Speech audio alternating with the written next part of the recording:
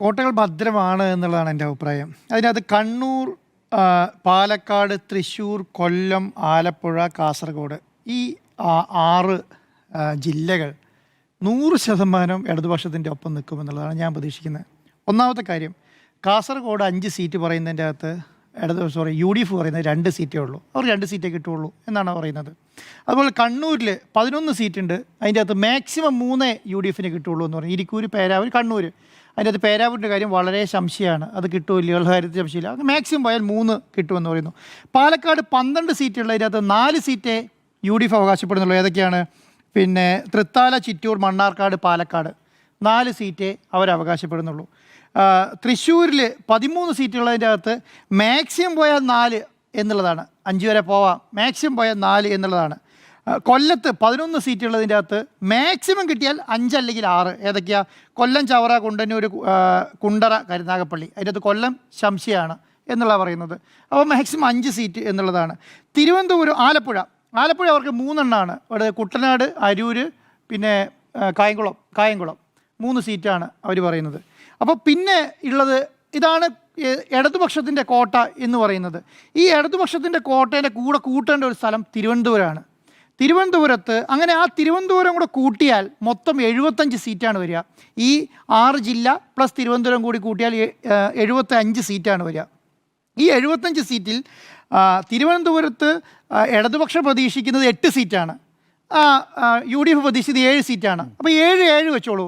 7 ഇടതുപക്ഷം ഒരെണ്ണം അങ്ങോട്ടും ഇങ്ങോട്ടും വിട്ടുകൊടുത്താൽ 7 UDFനും 7 LDFനും കിട്ടിയാൽ തന്നെ മൊത്തം ഈ 7 ജില്ലകളിൽ കൂടെ UDFന് കിട്ടാൻ പോകുന്ന സീറ്റ് എന്ന് പറഞ്ഞാൽ 29ആണ്. അത് തിരുവനന്തപുരത്ത് പറഞ്ഞാൽ കുറഞ്ഞാൽ 28 ആവും.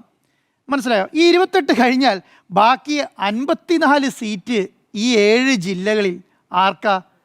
ഇടതുപക്ഷത്തിന് അനുകൂലം. ഇടതുപക്ഷത്തിൻ്റെ പെട്ടിയിൽ 54 സീറ്റ് വീണ്ടുണ്ടാവും. 54 മണ്ഡലം ഉറപ്പാണ്.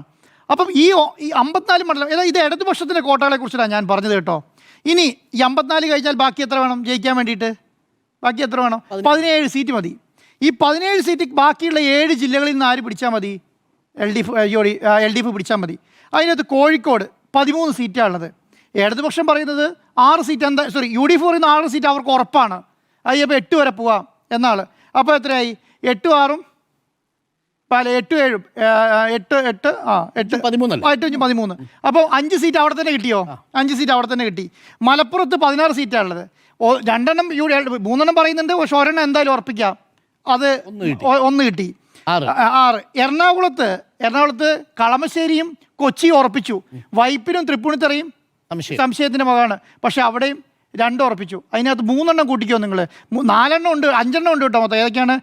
കോതമംഗലം, കളമശ്ശേരി, കൊച്ചിൻ, വൈപ്പിൻ, പിന്നെ നമ്മുടെ തൃപ്പൂണിത്തറ. ഈ 5 സീറ്റ് ടൈറ്റാണ്. അതിൻ്റെ 2 ഉറപ്പിക്കുകയാണ്. ഇതിൽ നിന്ന് 3 UDFന് ഇപ്പോഴും പറയാൻ കഴിയത്തില്ല കേട്ടോ.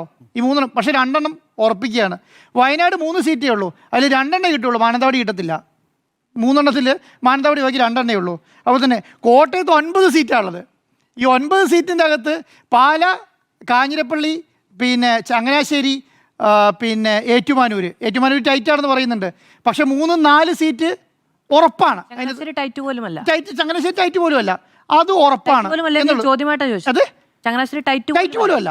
ജോ മൈക്കിൾ ഈസിയായിട്ട് ജയിച്ചു വരും എന്നുള്ളതാണ്. അതല്ല, അതായിക്കോട്ടെ. പിന്നെ ഇവിടേക്ക് വന്നു. അടുത്ത എവിടെയാ? അടുത്ത ഇടുക്കി രാജേൻ്റെ കാര്യത്തിൻ്റെ അത് 2 UDF പറയുന്നത് മാക്സിമം പോയാൽ 3 സീറ്റ് എന്നുള്ള 2 അവർ ഉറപ്പിക്കുന്നുള്ളൂ. 3 LDFന് കിട്ടും. 2 അവർ ഉറപ്പിക്കുന്നുള്ളൂ. 3 പ്രതിശാലും 2 വന്നാലും ഇടതുപക്ഷത്തിന് അവിടെ ഉണ്ട്. പത്തനംതിട്ട 5 സീറ്റ് ഉണ്ട്. 5 സീറ്റിൻ്റെ അകത്ത് അവർ തന്നെ 3 പറയുന്നുള്ളൂ. 2 ഇടതുപക്ഷത്തിന് കൊടുക്കുന്നുണ്ട്. അത് 3 വരെ ഇടതുപക്ഷത്തിൻ്റെ ഭാഗമാകും എന്നുള്ളതാണ്. അപ്പം ഇത് വെച്ച് നോക്കുന്ന സമയത്ത് എന്താ സംഭവിക്കുന്നത്? ഇത് വെച്ച് ഈ ലെവലിൽ നോക്കുമ്പോൾ തന്നെ ഇടതുപക്ഷം ജയിച്ചു.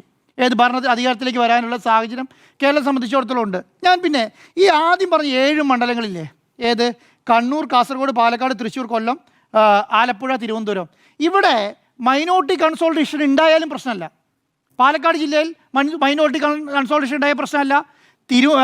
തൃശ്ശൂർ ജില്ലയിൽ മൈനോറിറ്റി കൺസോൾട്ടേഷൻ ഉണ്ടായ പ്രശ്നമല്ല. കൊല്ലം ജില്ലയിൽ കൺസോൾട്ടേഷൻ ഉണ്ടായ പ്രശ്നമല്ല. കാരണം സാർ, ക്രിസ്ത്യൻ വോട്ടും കൂടെ കിട്ടിയിട്ടാണ് എല്ലാ കാലത്തും UDF അവിടെ നിർത്തിക്കൊണ്ടിരിക്കുന്നത്. ഒരു അധികമായി വോട്ട് വരുന്നില്ലല്ലോ. എല്ലാ കാലത്തും UDFൻ്റെ വോട്ട് എവിടെ നിന്നുള്ളത്? ഈ പറഞ്ഞ മുസ്ലിം വിഭാഗത്തിൽ നിന്നും ക്രിസ്ത്യൻ വിഭാഗത്തിൽ നിന്നും കിട്ടുന്ന വോട്ടാണ്. കാരണം ഈ സ്ഥലങ്ങളെല്ലാം തൃശ്ശൂർ, കൊല്ലം ഒക്കെ ഈഴവ ബെൽറ്റാണ്, പാലക്കാടൊക്കെ ഈഴവ ബെൽറ്റാണ്. ആ ഈഴവ ബെൽറ്റിൽ നിന്നും UDFൻ്റെ ഭാഗത്തേക്ക് വോട്ട് പോകേണ്ട കാര്യമില്ല. അതാണ് ഈ പാലക്കാടൊക്കെ ഇങ്ങനെ കുത്തകയായിട്ട് നിൽക്കാൻ കാരണം. അപ്പം ഈ സ്ഥലങ്ങളിൽ വലിയ മാറ്റം ഉണ്ടാകാൻ സാധ്യത കുറവാണ്. അപ്പം ഈ പറയുന്ന UDF ഞാൻ വിചാരിക്കുന്നത് 80-ന് മേലെ വരെ അവകാശപ്പെടാൻ പറ്റും എന്നുള്ളത്. അതുകൊണ്ടാണ് ഞാൻ പറഞ്ഞത്. ഞാൻ ഇന്ന് ലീഗിൻ്റെ ഒരു പ്രധാനപ്പെട്ട നേതാവിനോട് സംസാരിച്ചു. അദ്ദേഹം പറയുന്ന ഒരു കാര്യം എന്ന് പറഞ്ഞാൽ 75 സീറ്റ് ഞങ്ങൾ കൂട്ടി ഏകദേശം എത്തിച്ചു വെച്ചിരിക്കുന്നത് 75 സീറ്റാണ്. പക്ഷേ എന്താണ്, വലിയ രീതിയിൽ ഭരണവിരുദ്ധ വികാരം, അതാണ് അവർ പറയുന്നത്. ഏത് മുസ്ലിം കൺസോൾട്ടേഷൻ അല്ല, മുസ്ലിം കൺസോൾട്ടേഷൻ പ്രതീക്ഷിച്ചിട്ടാണ് അവർ 75 സീറ്റ് കണക്കാക്കി വെച്ചിരിക്കുന്നത്. ഭരണവിരുദ്ധ വികാരം വരികയാണെങ്കിൽ മാത്രമാണ് 75-ന് മേലേക്ക് പോകാൻ സാധ്യതയുള്ളൂ, അല്ലെങ്കിൽ 75-ന് താഴേക്ക് വരികയുള്ളൂ എന്നുള്ളതാണ്. അപ്പോൾ അങ്ങനെയുള്ള സ്ഥലങ്ങളിൽ ഇപ്പം ഞാൻ പറയാം, ഇനി അങ്ങനെ കൺസോൾട്ടേഷൻ നടന്നു എന്ന് വെക്കുക, അങ്ങനെ കൺസോൾട്ടേഷൻ മുസ്ലിം കൺസോൾട്ടേഷൻ നടന്നു എങ്കിൽ ഹിന്ദു കൺസോൾട്ടേഷൻ എപ്പോഴും ഉണ്ടാവും, ഒരു ഡൗട്ടും വേണ്ട. അതിനാണ് കോഴിക്കോട് ജില്ലേൻ്റെ പേരാമ്പ്ര, പിന്നെ അവിടെ നിങ്ങൾ ഇവിടെ കൺസോൾട്ടേഷൻ പിടിച്ച ഇപ്പറ പിന്നെ കൺസോൾട്ടേഷൻ ഉണ്ട് തൃക്കരിപ്പൂര്. അവിടെ തൃക്കൂർ നിങ്ങളുടെ മുസ്ലിം കൺസോൾട്ടേഷൻ തൃക്കരിപ്പൂർ വരികയാണെങ്കിൽ ഇപ്പോൾ ഹിന്ദു കൺസോൾട്ടേഷൻ ഉണ്ടാവും. അപ്പോൾ ഇത് നമ്മൾ ഒരു സ്ഥലത്ത് മാത്രമാണ് കൺസോൾട്ടേഷൻ എന്നും ഇത് മൊത്തം ഇങ്ങനെ ഇങ്ങോട്ട് വരുമെന്ന് ചിന്തിക്കേ വേണ്ട. അപ്പം ഇതുകൊണ്ട് 80 സീറ്റിന് മേലേക്ക് വരും, 80 സീറ്റിലേക്ക് ഞങ്ങൾ അധികാരത്തിൽ വരും എന്ന് പറയാൻ പോലും UDFൻ്റെ സംവിധാനം. അതുകൊണ്ട് ഈ രണ്ട് തദ്ദേശ ഭരണത്തിന്റെ ഇടയ്ക്ക് ഒരു മിനിറ്റ്, തദ്ദേശ ഭരണത്തിന്റെ ഇടയ്ക്ക് മറിഞ്ഞ ഗ്രാമപഞ്ചായത്തുകളുടെ എണ്ണം അല്ലല്ല ഒരു പറഞ്ഞുതരാം. അതല്ല ഞാൻ പറഞ്ഞെന്തറിയോ മാധു, ഞാൻ അതിനെ കണക്കാക്കുന്ന ഇങ്ങനെയുള്ളൂ. എന്താണ് മലയാളീൻ്റെ ഒരു പൊതു സ്വഭാവമുണ്ട്. മലയാളീൻ്റെ പൊതു സ്വഭാവം എന്താ പറഞ്ഞാൽ, ഭരണം ഇപ്രാവശ്യം ആരാണ് ഭരിക്കുന്നത് അത് മാറ്റി പിന്നെ അടുത്ത ആൾക്ക് അത് കൊടുക്കുക എന്നുള്ളതാണ്. 534 പഞ്ചായത്തായിരുന്നു കഴിഞ്ഞ പ്രാവശ്യം ഭരിച്ചുകൊണ്ടിരുന്നത് 21-ൽ അല്ലേ, 514. അത്രയും പഞ്ചായത്ത് എടുത്ത് UDFൻ്റെ അടുത്ത് കൊടുത്തു, മറ്റത് LDFൻ്റെ അടുത്തേക്ക് വന്നു. ഇത് തോന്നുന്നു.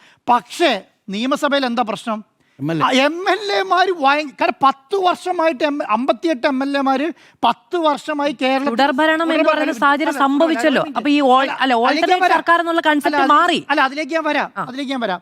ഈ MLA-മാർ എന്തുകൊണ്ട് തോൽപ്പിക്കണം എന്നുള്ള ഒരു സാധനം വേണമല്ലോ. ഈ MLA-നെ തോൽപ്പിക്കണം, ഇദ്ദേഹം നമുക്ക് അതിന് പറ്റിയൊരു MLA ഇപ്പറയും വേണം.